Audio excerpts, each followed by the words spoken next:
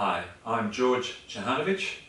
I'm one of the original Goju Kensha Australia students, and I'm making this video to commemorate what would have been the 86th birthday of the late Ohtsuka Tadahiko o-sensei.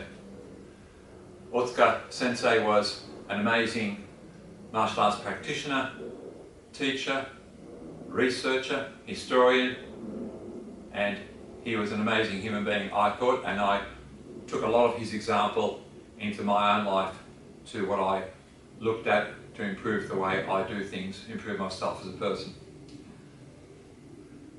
Today we're going to be talking about the Goju kata Tensho, except that Ohtsuka sensei was a pioneer in looking into the origins of all the stuff that we do in karate, and especially the Chinese internal and external stuff, and he had 5 of the white crane kata in his curriculum, one of which was a Rokkishu, and his version of Rokkishu was what we performed as Tensho, because it was similar, but it was different at the same time. So, for those who want to see it, on my YouTube channel you'll find the wonderful Chikulan sisters, Tamika and Kalia, doing a great synchronized version.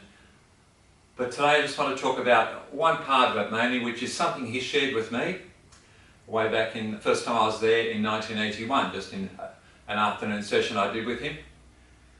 And it's something that was left out of the final way he was doing it, and it's obvious why, because this means everybody has to do things at their own pace, and it just takes a long time, and it's not something that's geared towards group practice. So what it is, there are 3 steps forward in Tensho or Rokkishu, and then you step backwards. So here's your step back in his version. You from here step back in and out, get your Sanchin stance and open up, press, pull away and in. Now that's slow motion, it's done much more speedily. The difference here in the Rokkishu version he spoke about was it was a way of practicing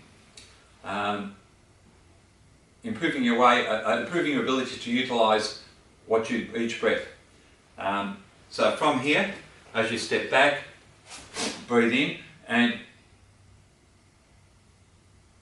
pushing down, hold that breath in, and just stand there.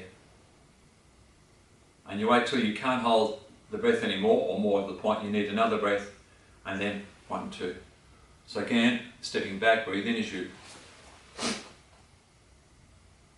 There's no breathing out there, which sometimes there could be. Just hold your breath.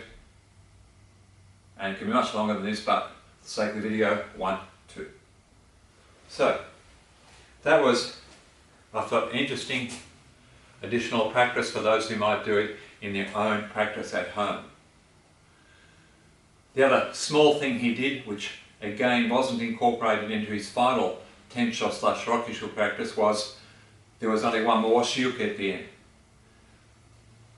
He stuck with 2 in terms of what was taught in class, and I could see why it's no big deal, and it had more synchronicity with Sanchin, which finishes the same way.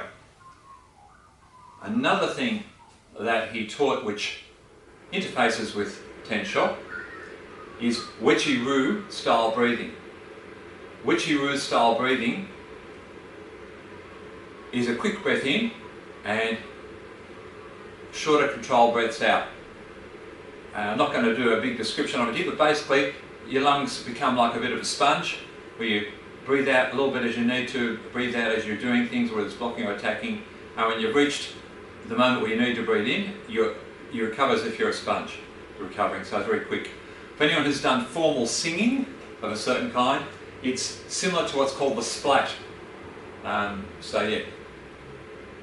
Okay, and then I included that in Tensho myself, Tensho / Rokkishu with my classes, and when he was here in 2000 he did the same. So it really suits being put into that place. And the advantage of that breathing from my point of view and his, it is more indicative of the practice and more realistic to what you need for real life, as opposed to the very standard breathe in as you block, breathe out as you strike. Thank you.